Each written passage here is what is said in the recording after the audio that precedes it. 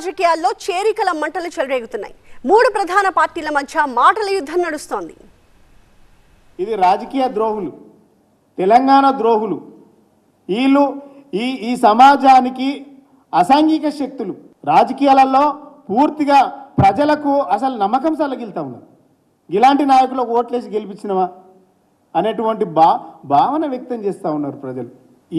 ఈ విధంగా ఎవరైతే పార్టీ మారాలనేటువంటి నాయకులు ఎవరైనా ఉంటే మీ ఎమ్మెల్యే పదవికి రాజీనామా చేసి వెళ్ళాలని మేము హితవు చేస్తూ ఉన్నాం.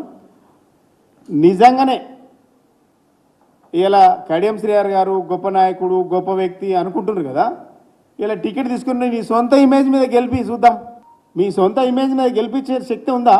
బీఆర్ఎస్ నుంచి కాంగ్రెస్లోకి వెళ్తున్నటువంటి నాయకులు ఎవరైతే ఉన్నారో ముమ్మాటికి కేసీఆర్ సలహా మేరకు, కేటీఆర్ సూచన మేరకు.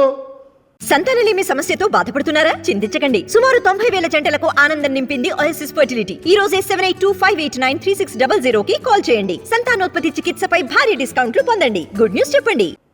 వాళ్ళని కాపాడటం కొరకు జరుగుతున్నటువంటి ప్రయత్నంలో భాగంగా బీఆర్ఎస్ పార్టీకి సంబంధించినటువంటి అగ్రనేతలే వాళ్ళు కాంగ్రెస్లోకి పంపుతా ఉన్నారు.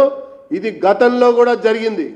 ఒకరినొకరు కాపాడుకోవటం కొరకు అంతంత బలమే ఉన్నటువంటి కాంగ్రెస్లోకి పంపించి వాళ్ళు కాపాడుకోవటానికి ప్రయత్నం చేస్తున్నారు అన్నదానికి నిదర్శనం ఈ ఫోన్ ట్యాపింగ్లో జరుగుతున్నటువంటి విచారణ చూస్తే అర్థమవుతా ఉంది. కాళేశ్వరం విచారణ చూస్తూ ఉంటే అర్థమవుతా ఉంది. రాష్ట్రంలో బీజేపీ, బీఆర్ఎస్ రెండు కుమ్మక్కై కాంగ్రెస్ పార్టీ ప్రభుత్వాన్ని అస్థిరం చేసే కుట్ర చేస్తున్నాయి.